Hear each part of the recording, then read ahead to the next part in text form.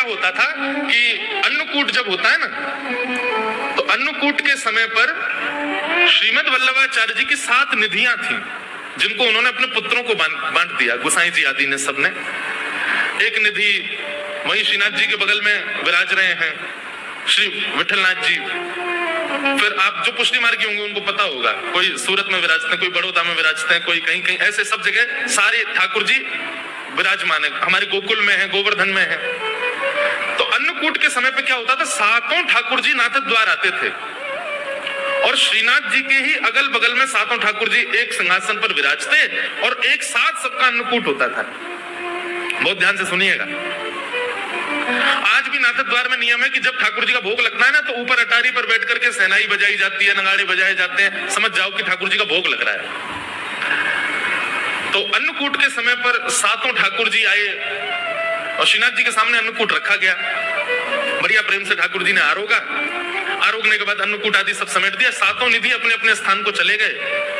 तो एक दिन रात्रि में शयन कराने के बाद जैसे ही मुखिया जी जो पुजारी जी हैं वो अपने शयन में गए, तो ठाकुर जी स्वप्न में आ गए श्रीनाथ जी, और स्वप्न में ऐसे आके बैठ गए रूठ के। तो गोसाई जी बोले, मुखिया जी बोले, जय जय आप हो, आप उदास लग रहे हो। तो कमी रह गई, कल तो अन्नकूट पाए हो आपने, चकाचक भोजन किया है, अब तो आनंद आ रहा होगा। श्रीनाथ जी बोले, मेरा पेट ना भरो, यही मारे तुम्हें दुखी है रहूं। बोले क्यों, पेट क्यों ना भरो? बोले अब इतनी सारी सामग्री सामने रखी, लेकिन वो 7 मेरे बगल में बैठे, एक यहाँ बैठो एक वहां बैठो, सबरे इतने सारे बैठे, मुझको तो खावे में संकोच आ रहा। मैं खा रहा हूं तो मुझको यूं लग रही है, सोच रहा हूँ कैसे खा रहा है, कैसे भर भर के खा रहा है। या हमारे में तो अब जैसे आप भोजन करो, निश्चित है रेस्टोरेंट में जब जाते हैं भोजन करने तब की स्थिति और घर में जब करते हैं तब की स्थिति अलग होती है। कई लोग होते हैं बाहर जाएंगे तो चम्मच लेंगे, जे लेंगे और बड़े ऐसे खाएंगे जैसे कितने साफ सुथरे हैं, और घर में जब आ जाते हैं तो बनाए महाराज चावल के पहाड़, बीच में कर दिया गड्ढा, उसी में सब्जी, उसी में दाल, उसी में पापड़, उसी में दही। एक हमारे साथ एक पंडित जी हैं, वो विचित्र हैं, वो चावल में दाल डालते हैं, फिर घी डालते हैं, फिर चीनी डालते हैं। दाल चीनी, घी चीनी डाल के कौन खाता भाई? है विशिष्ट ऐसे पंडित जी हमारे। तो जब आप सहजता में प्रेम से खा रहे होते हो तब आप ये विचार नहीं करते कहां गिर रहा है, कहां कैसे, आप बस पाते हो प्रेम से। लेकिन 4 लोग बैठे हो तो निश्चित है कि आपका मन भी होगा तो आप कहोगे नहीं बस ठीक है, इतना ही रहने दो। ठाकुर जी बोले, मेरो पेट ही ना भरो, मुझे यूं लग रही जन कहा सोचेंगे सबरे अगल बगल में बैठे। बोले कैसे भर भर खा रहे हो? श्रीनाथ जी से कही, बोले आज्ञा करो जय जय। फिर कहा करूं? बोले एक काम करो, मेरो एक और अन्नकूट करो, और अब की बार कोई को बताइयो मत, एक गुपचुप अन्नकूट करो। और सुनो, ये जो तुम अटारी पे नगाड़े वारे बैठा दो, कहो सबरी पूरी दुनिया पे तो चल जाए कि मैं भोजन कर रहा हूं, इनको भी अंदर कमरा में बैठा दो, कोई को पता नहीं चलना चाहिए मेरो अन्नकूट है। तो इसलिए नाथ द्वार में आज भी 2 बार अन्नकूट होता है। एक बार तो पूरे विश्व को पता रहता है कि ठाकुर जी का अन्नकूट हो रहा है, और एक बार पड़ोसियों को भी नहीं पता होता और श्रीनाथ जी का अन्नकूट हो जाता है। तो उस अन्नकूट का भाव क्या? बोले ठाकुर जी प्रेम से पाते हैं अकेले बैठ करके। इसलिए भैया पर्दा किया करो, ठाकुर जी को अपनी प्राइवेसी चाहिए, उनको अच्छा लगता है। अब हम कथा सुनाने आते हैं, 4 घंटे कोई नहीं जाएगा हमारे लाल जी के कमरे में। हमारा भाव क्या रहता है? ठाकुर जी बढ़िया टांग पटांग धर के पौड़ गए होंगे, बढ़िया डिब्बा, आप सब लोग मिठाई के लाओ तो खोल खोल के देखते होंगे कौन कहा ले क्या आयो, या मैं सजे खा लूं। मधुमंगल श्री दामा तनसुका मनसुका सब आ जाते होंगे कमरा में, खूब बिस्तर पे कूदते होंगे, तकियान एक दूसरे को मारते होंगे, और जैसे यहाँ आरती होती होगी फिर ऐसे खड़े हो जाते होंगे, अब आवे वारो सहज हो जाओ। तो इसलिए ठाकुर जी को थोड़ा एकांत दो, ठाकुर जी को कभी पर्दा करो, कभी ऐसे करो, उसमें ये भाव मत रखो अकेले रह जाएंगे, नहीं। उनको एकांत की स्थिति कभी कभी प्रिय है, लेकिन कभी कभी, रोज नहीं। तो ऐसी बात है भैया, सेवा में सदैव याद रखो जो आपको अच्छा लगता है वो ठाकुर जी को करना नहीं है। ठाकुर जी को जिसमें सुख मिले वो उनको बधाओ, वो उनको प्रदान करो। कई लोग होते हैं हमें तो ऐसे ही अच्छा लगता है, आपके अच्छे लगने के लिए ठाकुर जी हैं क्या? ठाकुर जी को जिसमें रुचि लगे वो ठाकुर जी को निवेदित करो। कथा क्रम में चलें। कल हम आप सब लोगों ने श्रवण किया कि श्रीमद् भागवत की रचना हुई, और श्रीमद् भागवत जी की रचना में प्रधानता पंचम पुरुषार्थ प्रेम की है। वेद व्यास जी ने भागवत की रचना की और वही भागवत की सुंदर गाथा अपने पुत्र श्री सुखदेव जी को अर्पित की। सुखदेव जी ने यह कथा जाकर के परीक्षित को सुनाई। प्रश्न हुआ परीक्षित कौन है? तो यहां से अब महाभारत का थोड़ा प्रसंग आता है कि यदा मृधे कौरव संजयाना वीर स्वथो वीर गतिं गतेषु ब्रकोदरावे गदा विमर्श मृगनोरुदण्डे धृतराष्ट्रपुत्रे। महाभारत का युद्ध अपने बिल्कुल आप लोग सावधानी से सुनिएगा, अपनी अंतिम स्थिति में चल रहा था। दुर्योधन और भीम के बीच में युद्ध चल रहा था। तभी भीम ने दुर्योधन को मारने के लिए अपनी गदा का प्रहार उसकी जंघा पर किया। नाभि से नीचे प्रहार करना युद्ध में मना है, लेकिन भीम ने जंघा पर प्रहार किया। क्यों? सबको कथा पता है कि दुर्योधन का पूरा अंग जो है ना वो लोहे के समान है, उसको मारा नहीं जा सकता। केवल उसके जंघा का भाग ही है, उसका कटी भाग ही एकमात्र है जो चैतन्य हमारी तरह है। बाकी उसका सर्वांगीण अंग दिखता हमारे जैसा है, लेकिन वो पूरा लोहे का है। क्योंकि गांधारी ने अपने संपूर्ण जीवन के नेत्रों की ऊर्जा अपने पुत्र को देखने के लिए निर्वस्त्र अवस्था में देख लिया था, लेकिन भगवान ने आकर के ऐसी युक्ति की कि दुर्योधन से कहा, अरे निर्वस्त्र जाओगे मां के सामने, कम से कम एक कौपीन तो धारण कर लो। तो केले का पत्ता आगे लगा लिया।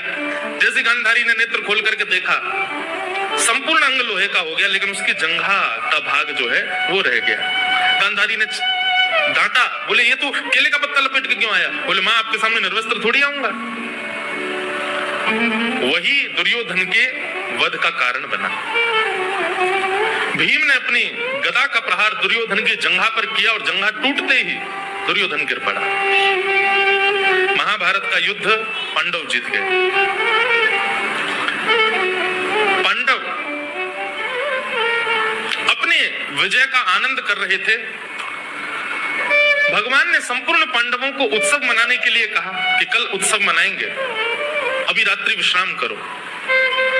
लेकिन तभी अर्धरात्रि में दुर्योधन ने गुरुपुत्र अश्वत्थामा को भेज दिया, जाओ सोते हुए पांचों पांडवों को मार दो। यदि हम हस्तिनापुर की गद्दी पर नहीं बैठेंगे तो ये भी नहीं बैठेंगे। सोते हुए पांडवों को मारने के लिए अश्वत्थामा आया, परंतु भगवान पांचों पांडवों को लेकर के कहीं अन्य स्थान पर चले गए और अश्वत्थामा ने द्रौपदी के सोते हुए 5 बालकों को मार दिया। अंधेरे के कारण उसको पता नहीं चला, 5 बालकों को मार दिया और पूरे पांडवों के समाज में उत्सव की जगह मातम बनने लगा। प्रातःकाल होते ही जब द्रौपदी को पता चला कि मेरे पुत्र मार दिए, द्रौपदी ने रुदन करना प्रारंभ किया। उसके उस आर्तनाद को सुनकर के अर्जुन का क्रोध बढ़ गया। अर्जुन कहने लगा, द्रौपदी तुम रोना नहीं, मैं तुमको वचन देता हूं, मैं प्रतिज्ञा लेता हूं, जिसने भी तुम्हारे 5 बालकों को मारा वो कोई भी हो, मैं उसको जीवित नहीं छोड़ूंगा। भगवान ने अर्जुन को समझाया, अर्जुन निर्णय लेने में एक बात का ध्यान सदैव रखो। क्या? क्रोध में कभी भी निर्णय नहीं लेना चाहिए।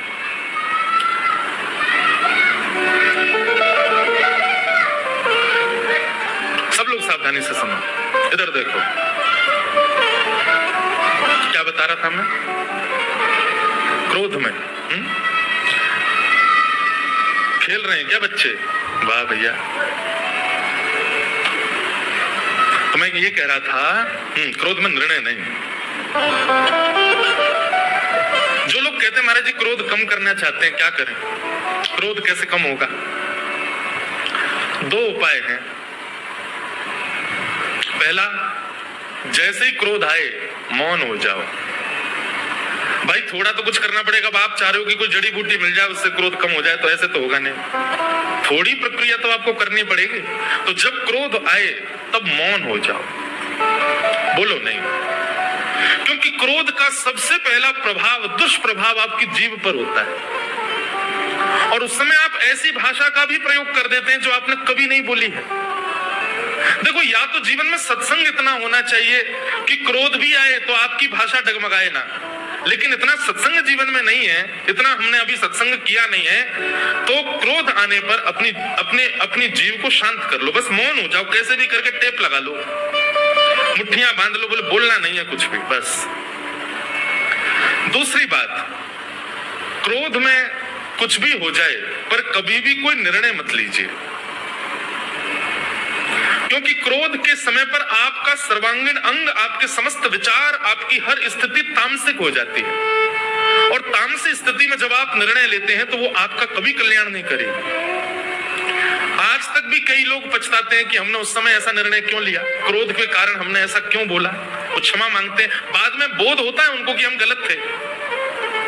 इसलिए क्रोध में भैया ये दो काम कर लो, एक तो मौन हो जाओ, दूसरी बात कोई निर्णय मत लीजिए। निर्णय तभी लीजिए जब आपका क्रोध शांत हो जाए। क्रोध कैसा होना चाहिए, मैं अपनी कथाओं में कहा करता हूं, जल के जैसा। पानी का स्वभाव है कि जितनी देर उसको अग्नि के ऊपर रखोगे उतनी देर ही गर्म रहता है, पर अग्नि से जैसे ही अलग कर दोगे धीरे धीरे अपने आप शांत हो जाता है। कई लोग क्या होता है कि किसी बात से नाराज हो गए, बच्चे ने कुछ तोड़ दिया, अब नाराज हो गए, गुस्सा आ गया, तो जब टूटी हुई वस्तु देखी तो स्वाभाविक है क्रोध आ गया आपको, आपने उस समय थोड़ा उल्टा सीधा कुछ कह दिया या कुछ कर दिया, ठीक है, लेकिन अब वो गिलास साफ कर दिया गया, स्थिति शांत हो गई, बच्चा बेचारा रो लिया, क्षमा मांग ली, सब कर ली, लेकिन अब 3 दिन हो गए, अब गुस्सा ही बैठे हो, उसी बात से ही नाराज बैठे हो, ये क्रोध गलत है। जब स्थिति समाप्त हो जाए तो आपका क्रोध भी समाप्त हो जाना चाहिए। पर जो लोग क्रोध में आकर के वर्षों वर्ष तक क्रोध रहता है, वर्ष तक किसी को क्षमा नहीं करते, वर्ष तक क्रोध में ही रहते हैं, अरे इसने ऐसा किया था मेरे साथ में, ये उचित नहीं है। क्रोध जल के जैसा होना चाहिए, आपका स्वभाव जल के जैसा होना चाहिए। ताप लगी है तो गर्म हो गए, लेकिन ताप से आपको कोई विलक करे तो अपने आप शांत हो जाओ। क्रोध में निर्णय मत लीजिएगा। अर्जुन को भगवान रोकने लगे, अर्जुन निर्णय मत लो, लेकिन अर्जुन नहीं माना। पांडव पक्ष के 3 लोग बचे थे, उनमें से एक अश्वत्थामा था, अश्वत्थामा को पकड़ करके अर्जुन ने बंदी बना दिया और द्रौपदी के सामने प्रस्तुत कर दिया, बोले ये है तुम्हारे बालकों का हत्यारा। अपनी तलवार लेकर के खड़े हो गए अर्जुन और बोले आज्ञा करो द्रौपदी, मैं इसका सर धड़ से अलग करने वाला हूं, तुम्हारी कोई और इच्छा हो तो बताओ, यही है तुम्हारे बालकों का हत्यारा। जैसे ही द्रौपदी ने अश्वत्थामा को देखा, द्रौपदी ने अर्जुन के आगे हाथ जोड़ लिए, बोले अर्जुन इसको मत मारो। क्यों ना मारे? कि उवाच चास हन्तस्य वंधनानयनं सतं मुच्यतामेष ब्राह्मणो नितरां गुरु। हम क्षत्रिय हैं अर्जुन, और ये ब्राह्मण है, और ब्राह्मण के साथ साथ भी ये हमारे गुरु का बेटा है। गुरु पुत्र गुरु के समान होता है, इसको मत मारो। पहला कारण इसको इसलिए मत मारो क्योंकि हम ब्राह्मण नहीं, हम क्षत्रिय हैं और ये ब्राह्मण है। दूसरा कारण इसलिए इसको मत मारो क्योंकि ये गुरु का बेटा है। और तीसरा कारण इसलिए मत मारो क्योंकि ये अपनी माँ का इकलौता पुत्र है। इसकी माँ विधवा पहले ही हो चुकी है, पति का सहारा नहीं है, और अब इसको भी मार दोगे तो इसकी माँ को पुत्र का भी सहारा नहीं रहेगा, अकेली कैसे रहेगी? मेरे 5 पुत्र मर गए पर मेरे 5 पति तो जीवित है ना, इसको मत मारो। लेकिन फिर भी अर्जुन आप चाहते हैं कि इसको मारना है तो मार दीजिए, लेकिन शर्त होगी क्या? इसको मारते ही मुझे मेरे 5 बालक जीवित चाहिए। ऐसा हो पाएगा? नहीं। द्रौपदी की बात में धर्मम न्यायम सकरुणम निर्वलीकम शमम महति 5 बातें हैं। कोई भी निर्णय लेने वाले व्यक्ति को इन 5 बातों का ध्यान रखना चाहिए कि धर्म क्या कहता है, कहीं मेरा निर्णय अधर्म का पक्षधर तो नहीं।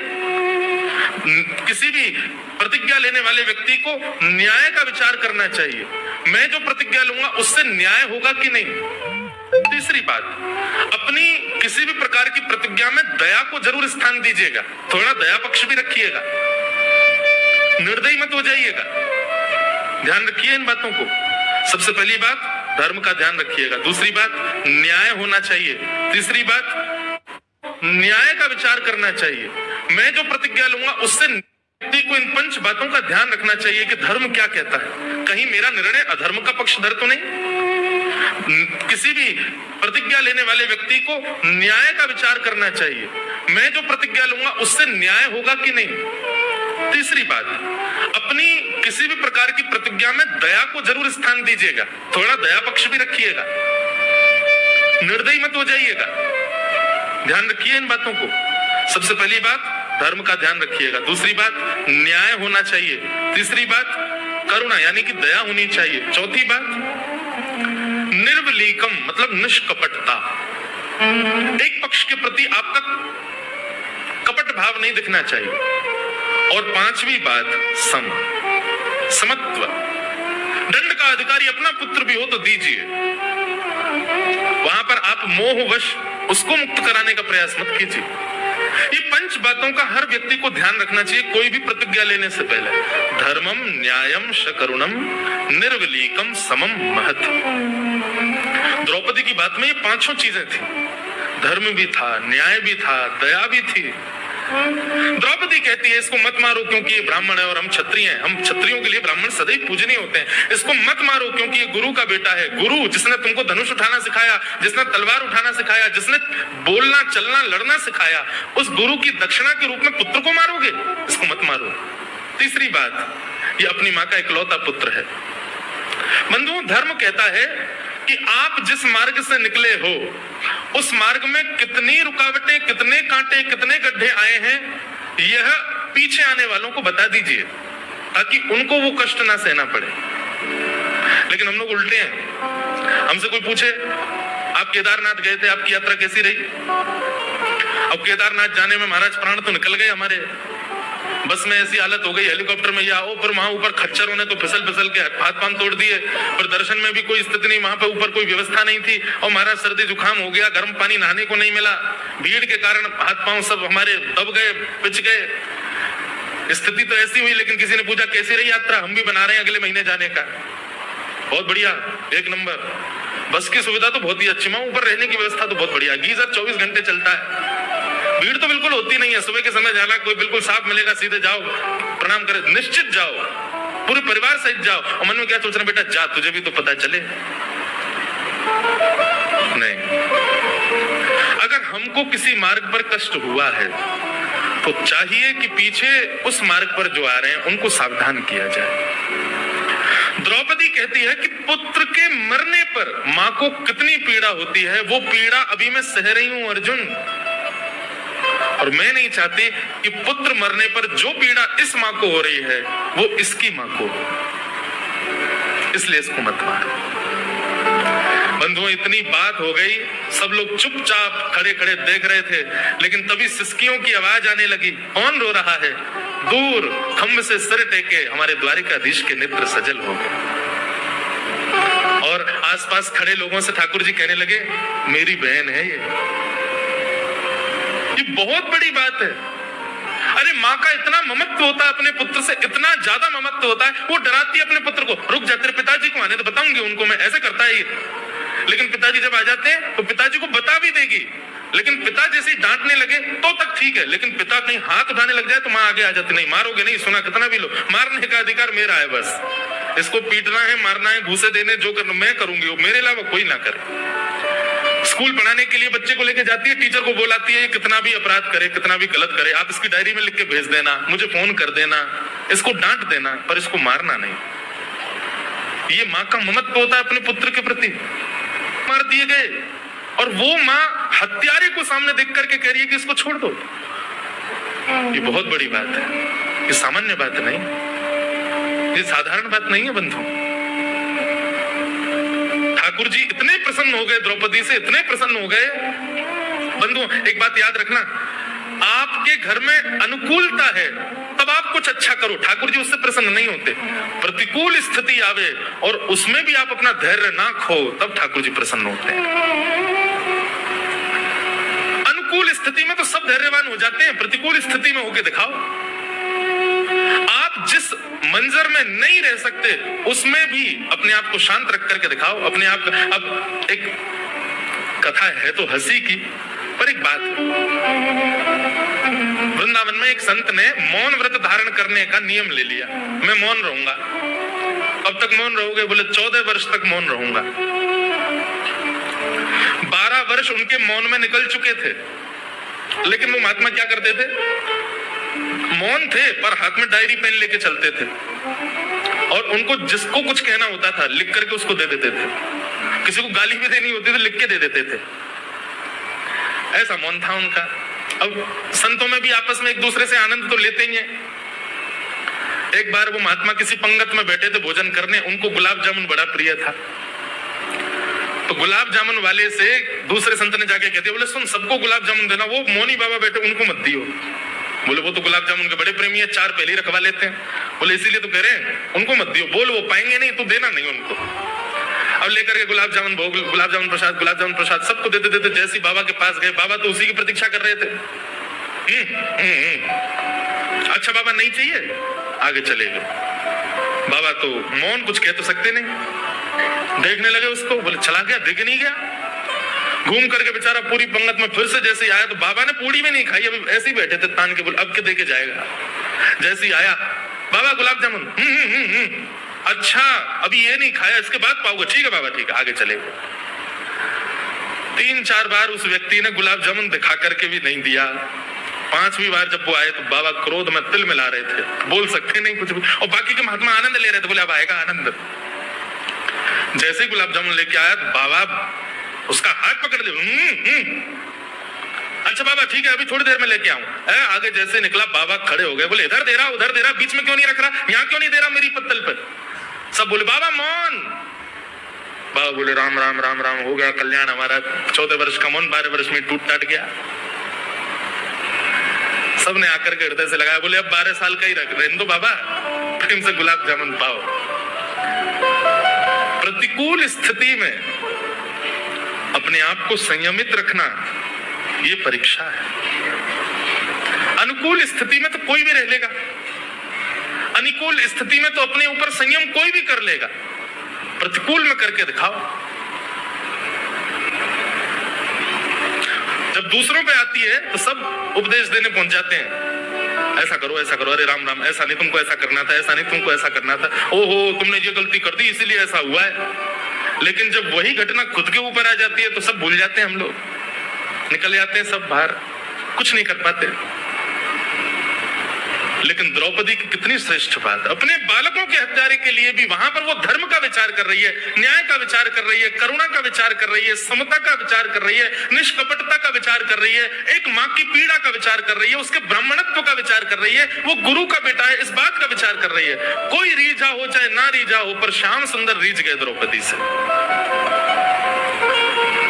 क्रिया सदैव ऐसी करो जिससे ठाकुर जी प्रसन्न हो। हम लोगों की ऐसी कभी कभी ओछी हरकतें हो जाती हैं कि केवल 4 लोगों को खुश करने के लिए हम वो काम कर देते हैं। नहीं, क्रिया सदैव ऐसी करो जिससे श्याम सुंदर प्रसन्न हो। द्रौपदी पर भगवान रीझ गए। अर्जुन ने भगवान से पूछा, भगवान आप ही बताओ मैं क्या करूं? भगवान बोले ब्रह्म बंधुर न हंतव्य आतताई बधार न। अर्जुन, ब्राह्मण कैसा भी क्यों ना हो उसको मारना नहीं चाहिए, परंतु बालकों का हत्यारा कोई भी क्यों ना हो उसको छोड़ना नहीं चाहिए। अश्वत्थामा ब्राह्मण है इसलिए इसको मारना नहीं है, अश्वत्थामा छोटे बालकों का हत्यारा इसलिए इसको छोड़ना भी नहीं। अर्जुन समझ गए मुझे क्या करना है, मतलब मृत्यु दंड से भी कोई बड़ा दंड इसको देना है। और बंधुओं आज आप स्पष्ट सुन लीजिएगा, मृत्यु दंड से भी एक बड़ा दंड होता है। क्या? प्रतिष्ठित व्यक्ति का भरे समाज में अपमान। ये मृत्यु दंड से भी बड़ा दंड है।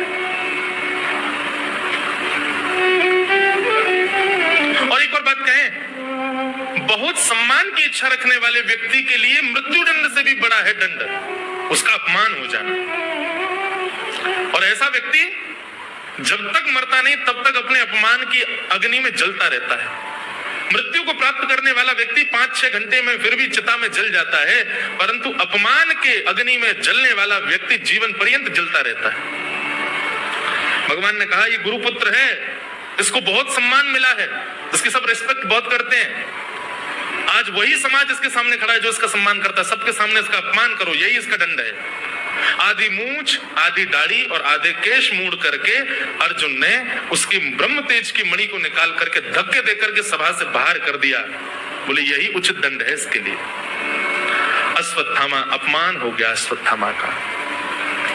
भगवान अब कहने लगे भैया आप सब लोग अब अपने हस्तिनापुर की गद्दी संभालो, सब लोग व्यवस्थित हो जाओ, मैं द्वारिका जा रहा हूं। जैसे ठाकुर जी द्वारिका के लिए प्रस्थान करने लगे, इतने में ही बंधुओं अश्वत्थामा ने अर्जुन की पुत्र वधू उत्तरा के गर्भस्थ शिशु को मारने के लिए ब्रह्मास्त्र छोड़ दिया। आकाश में ब्रह्मास्त्र देख करके उत्तरा दौड़ी दौड़ी भगवान के रथ के पास गई। भगवान द्वारिका को जा रहे थे कि पाहि पाहि महायोगिल देव देव जगन्मते नान्यम तद्भयं पश्ये यत्र मृत्यु परस्परम। त्राहि माम द्वारिकाधीश, मेरी रक्षा करो। भगवान ने तुरंत अपना रथ रोका, उतर करके आए, देखा उत्तरा दौड़ी दौड़ी आ रही है। उत्तरा को तुरंत भगवान ने पूछा क्या बात है उत्तरा, क्यों रो रही हो?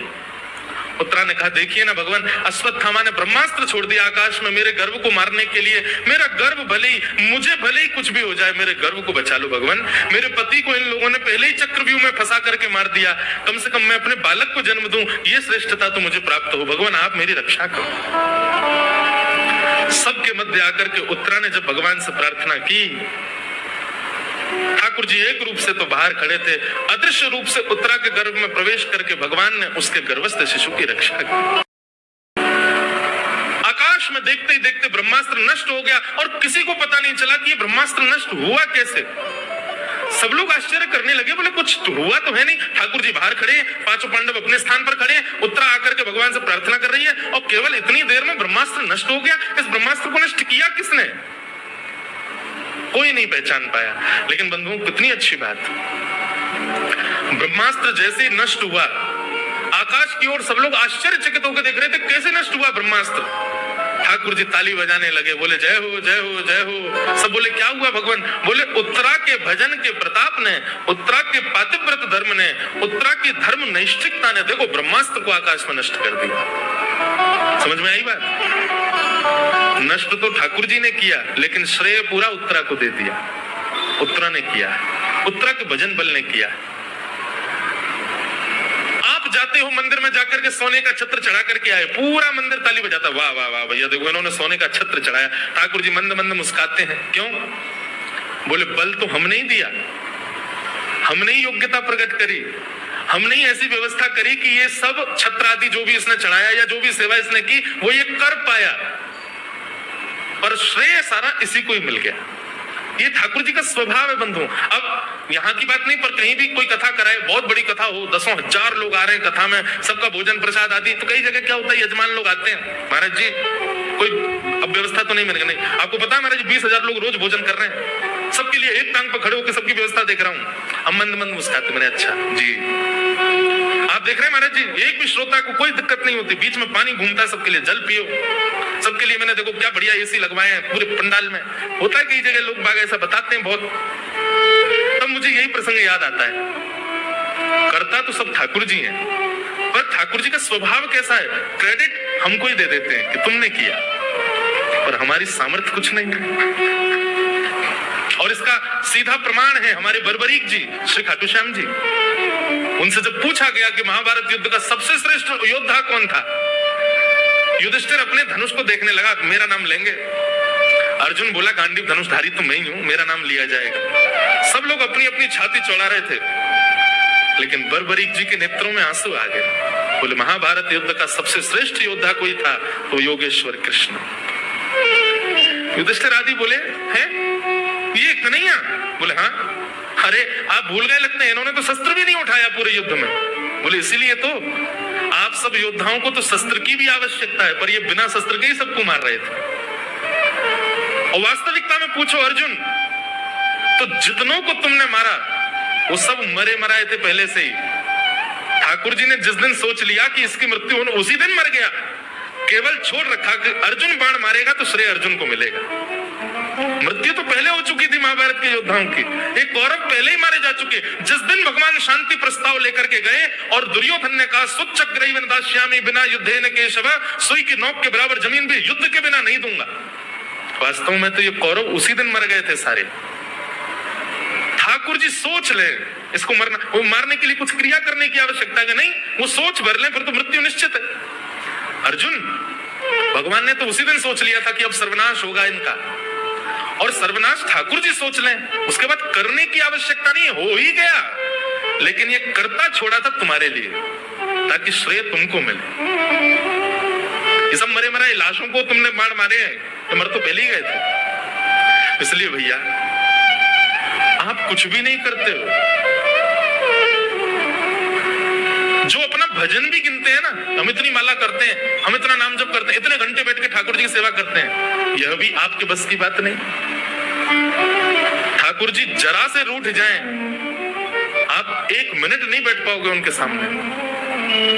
आप जो कुछ भी कर रहे हो सब ठाकुर जी की कृपा है, उन्हीं की ही कृपा है।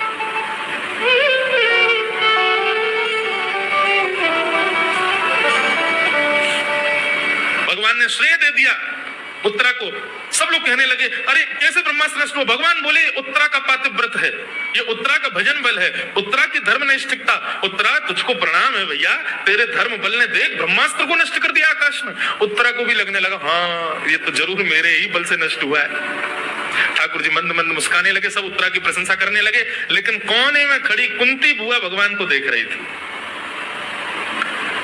पास आई भगवान के, ठाकुर जी बोले कहो बुआ, देखो कैसी बहू आपके घर में उत्तरा, इसका भजन बल, इसका धर्म बल, इसकी पातिव्रत सेवा, इस सबके बल से देखिए आज इसने ब्रह्मास्त्र को नष्ट कर दिया। कुंती बोली ठाकुर जी आप कितने चतुर हो, मैं ये गहराई नाप नहीं पा रही हूं, आप बहुत चतुर हो। ठाकुर जी बोले क्यों, ऐसा क्यों कह रही हो? बोले मुझे सब पता है, उत्तरा के गर्भ के शिशु को उसके धर्म बल ने नहीं बचाया। यदि उसका धर्म बल भजन बल में इतनी सामर्थ होती ना, तो अभिमन्यु जीवित खड़ा होता है यहाँ पर। जिस अभिमन्यु को चक्रव्यूह से नहीं बचा पाया कोई, उस उत्तरा का बल इतना हो गया कि वो अपने गर्भ के बालक को ब्रह्मास्त्र से बचा लेगी, अपने पति को बचा लेती। ये सब आपकी कृपा है। आप एक रूप से बाहर खड़े थे और दूसरे अदृश्य रूप से आपने भीतर प्रवेश किया और भीतर जाकर के अपनी गदा को घुमाया है, उसी के बल से ही ये नष्ट हुआ है। और श्रेय दे रहे उत्तरा को। ठाकुर जी तुरंत गए, कुंती बुआ का मुंह बंद कर दिया, चुप रहो बुआ, काय को पोल खोल रही हो, लगे रहने देखो सब देखो उत्तरा की प्रशंसा कर रहे हैं। कुंती एकांत में ठाकुर जी को ले गई और बोली अब मेरी बात सुनिए, मुझे आपकी स्तुति करनी है भगवान। और कुंती ने भगवान की प्रथम श्रीमद् भागवत की सबसे पहली स्तुति है कुंती स्तुति। भक्त ठाकुर जी के भेद को पहचान जाते हैं भगवान। ठाकुर जी सबसे छुपा लेंगे अपनी क्रियाओं को, लेकिन एक वैष्णव से नहीं छुपा सकते। ठाकुर जी की हर लीला वैष्णव खोज लेता है। कुंती ने भगवान की स्तुति गाई, बहुत सुंदर स्तुति है कुंती की। कुंती भगवान से कह रही है कि नमस्ते पुरुषं पाद्यम ईश्वरं प्रकृते परम अलक्ष्यं सर्वभूतानां अंतर्बहिर्वस्थितम्। हे नाथ, आप पूरे जगत कारण हो, आप साक्षात भगवान हो, मैं आपको प्रणाम करती हूँ, मैं आपको नमस्कार करती हूँ। कुंती ने बंधुओं अपनी स्तुति में एक बात सिद्ध कर दी। हम सब वैष्णवों को कुंती संकेत करते हुए कहती है कि एक भक्त भगवान को कुछ नहीं दे सकता, कुछ भी नहीं। केवल एक वस्तु आप ठाकुर जी को दे सकते हो, क्या? दोनों हाथ जोड़ करके सर झुका के आप केवल नमन कर सकते हो। इसके अतिरिक्त जो कुछ भी आप ठाकुर जी को दे रहे हो वो ठाकुर जी की कृपा से आपको प्राप्त है। नमन, नमन का मतलब क्या होता है? अब ये मन मेरा नहीं है ठाकुर जी, ये मन पर वश आपका है, इसलिए नमन। ये सर झुका के नमस्कार करना, केवल इसके अतिरिक्त आप कुछ भी ठाकुर जी को नहीं देते। जो भी दे रहे हो एक प्रकार से ऐसा समझ लो, आप मेरे घर आए और आपने सोचा खाली आता है यार कुछ तो दें महाराज जी को, तो मेरे ही घर में लगे हुए चित्र को उतारा, पहुंच दिया और मुझे कहा महाराज जी आपके घर पधारे, लीजिए आपके लिए भेंट लेके आए। अब मैंने देखी, मैंने यार ये तो मेरे ही ड्राइंग हॉल की चित्र पेंटिंग है, तुमने उतार के मुझको ही दे दी। ठाकुर जी ले लीजिए ना, अब ऐसा मत कीजिए, हमने दिया है, आप इसको मान लीजिए हमारी तरफ से एक उपहार। यही होता है हमारे और आपके साथ जब हम मंदिर में जाते हैं, प्रसाद चढ़ाएं, फूल चढ़ाएं, पुष्प चढ़ाएं, और सबसे बड़ी बात, ये जो लोग 2000 की नोट निकाल के ऐसे घुमाते ठाकुर जी के आगे यूं, और यूं घुमा के जब चढ़ा देते हैं तो ठाकुर जी कहते हैं, देख बगल में लक्ष्मी खड़ी है मेरे, धन की अधिष्ठात्री, मैंने कृपा करके इसको दिया, मैंने कृपा करके इसको इतना बल दिया कि ये पुष्प ला सके, ये पुष्प भी मेरी ही कृपा से प्रकट हुए बगीचे में, ये पुष्प को बनाने वाले मालिक के ऊपर भी मेरी कृपा है, इसमें जो धागा है उसमें भी मेरा ही बल है, उसको पैसे से खरीद करके लाया वो धन भी मेरी पत्नी लक्ष्मी है, लेकर के आया है जो लेके आया वो भी मैं ही हूं, और आकर के मेरे सामने ऑफर करते हुए अपना श्रेय ले रहा है। आप कुछ नहीं करते ठाकुर जी के लिए, केवल आप नमस्कार करते हो बस, ये दो हाथ जोड़ करके जो आप दीन होते हो ना, बस इसके अतिरिक्त आप और कुछ नहीं दे सकते ठाकुर जी को। कुंती ने यही कहा कि नाथ हम आपको कुछ नहीं दे सकते, केवल नमन कर सकते हैं। तो इसका मतलब ये नहीं है, अब कई कंजूस लोग भी तो बहुत है हमारे संसार में, कई लोग आ जाएंगे, महाराज जी आप ही तो कह रहे थे ठाकुर जी की सब वस्तु ठाकुर जी को, काय को 56 भोग लगा मैं ठाकुर जी को, काय को फूल का बंगला लगा मैं ठाकुर जी का, काय को सजावट करें ठाकुर जी की, सब ठाकुर जी तो कर रहे हैं, तो फिर हम लोगों को तो बिल्कुल नमस्कार ही करना चाहिए, नमन ही करना चाहिए, दान पेटी वगैरह सब हटा दो मंदिरों से, इनकी भी क्या आवश्यकता है, ठाकुर जी तो सब है ही है ठाकुर जी का। कई लोग कथा के दो अर्थ निकालने वाले भी होते हैं ना। भाई देखो ये 56 भोग ठाकुर जी को क्यों लगाया जाता है? हे ठाकुर जी इस विश्व में 8 अरब लोग हैं,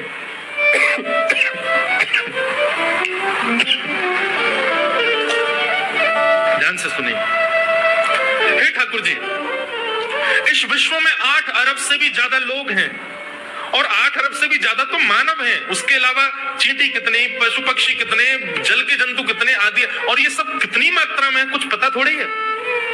परंतु भगवान ये सारा विश्व आपके गर्भ में रहता है, हम आपको 56 भोग लगा करके ये निवेदित करते हैं, भगवान आप पूरे हमारे 56 भोग को स्वीकार करो, ये 56 भोग आपके जब गर्भ में जाए पूरा विश्व का कोई भी व्यक्ति भूखा ना रहे।